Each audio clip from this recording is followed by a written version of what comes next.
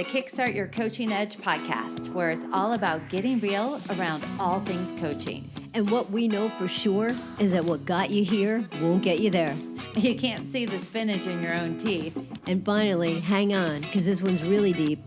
Once you realize that you are the traffic, everything makes complete and unadulterated sense.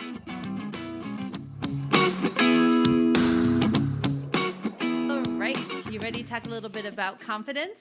I am, as long as it's not annoying. Exactly, never. All right, so this month on the Kickstart Your Coaching Edge podcast, we are talking about confidence.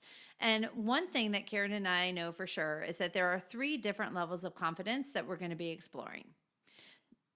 So, you know what, Jen, when you say that, a lot of people just think it's confidence or not confidence. But there's more to confidence than having it or not having it. And I think that that's really important, just to even throw that out there right in the beginning, is that it's not a yes or a no.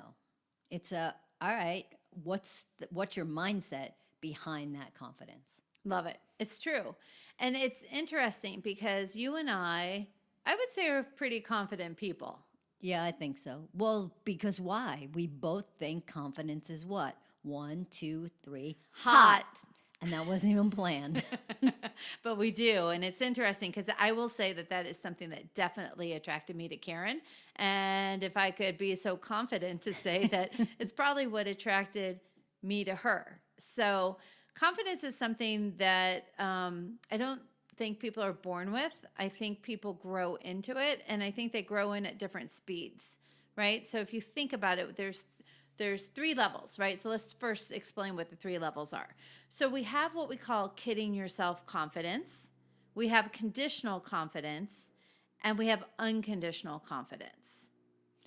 And with those 3 things, how you show up in life is a direct correlation of all 3 of those things based on whatever thing it is that you're showing up for.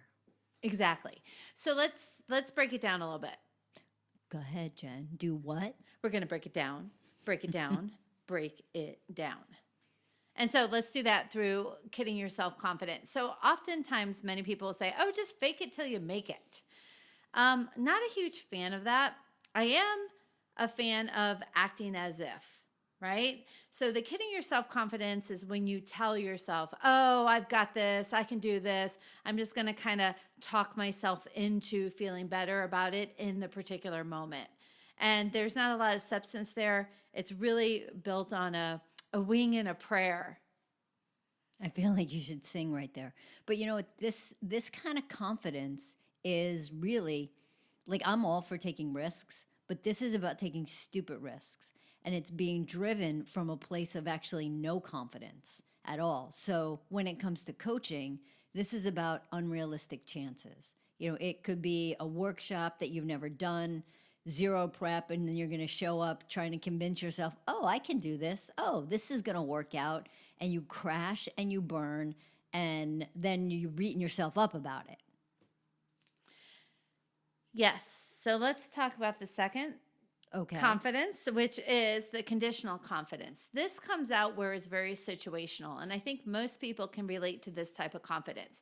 If you feel strong, powerful around a particular topic, situation, person, whatever it is that you're doing, then in that moment, you may feel confident. It doesn't mean you're confident across the board. It just means that for this situation, I will have confidence. It becomes very conditional on the situation, on whether or not you have confidence. Yeah, totally. So you're doing good, confidence high, not so good, confidence low. Right. And if you think about this, I like to equate it to coaching, obviously. So a lot of times people will have conditional confidence if they are allowed to ask the same 3 questions every time. Yeah. Right. Exactly. So they're not open to exploration. Their coaching is limited because they know 5 questions to ask, or they always say, how does that make you feel? So the go-to questions will give them confidence as long as they can ask those questions. Yeah, and the problem is when those aren't the questions, right? So you're sitting there and you're so in your head and you're thinking like, oh my God, what's the next question? What's the next question I'm going to ask? What's the next question? Oh, good, I have these 5. I'm okay. But when those 5 don't work, then you're screwed. Hence the conditional confidence. Yep, and that could be tools, formulas, whatever you think about, right? So what happens is that you as a coach only feel good if the results are good. Yeah, right? spot on. So the last one is unconditional confidence, and that is really from a place that no matter what the situation is, that is about being okay with the unknown. It's about sitting in silence. It's about being very provocative. It's you're in a rush to go nowhere, and you have unconditional confidence that you will be able to show up in the way you need to. And if you don't, it's no big deal. Because why, Karen? You land on your feet. Always, right? You stick the landing. And I think a lot of this is you believe in your own resilience, right? You believe in your own bounce back effect. And the thing here is it's your self-worth isn't going to depend on how you showed up in a coaching session. It's not going to depend on maybe even how you showed up at a run. Whatever, it doesn't matter because okay, there's another time. Doesn't matter. You're learning from it. So Karen and I have talked to many coaches about the difference of these 3 levels of confidence, right? So we have the kidding yourself confidence, the conditional confidence, and the unconditional confidence. And we ask coaches, what would be different if you had unconditional confidence in your coaching? And we got lots of different kinds of answers, right? So somebody shared, I would have no fear of failure and continue to move forward with my dreams. I would be in flow, handling any stuckness that comes my way with ease. It's that simple for me. I would own the value of coaching, set clearer boundaries so I don't give away free coaching to non-coaching clients. It's too, Jen, it's about my fleeting moments of self-doubt would go away. How freaking powerful would that be, right? I wouldn't be concerned with getting it right. I wouldn't be concerned when it comes to developing contact. And you know what? It's one of those things. By now, my website would be done and I would have more clients. Another person said I would stop questioning myself during or after a session as to whether I'm adding value as a coach and objectively evaluate myself after each session as to what went well and what are the opportunities for improvement. You know what? And this one too is I would get out of my head and into my heart more consistently, right? Just that jump. Head to heart. And think about it, right? In your head is where all the MSU is laying.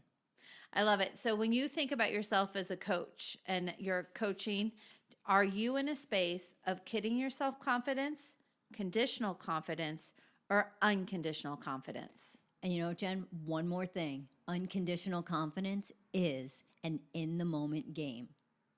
Stay in the moment, you can own that unconditional confidence. Love it.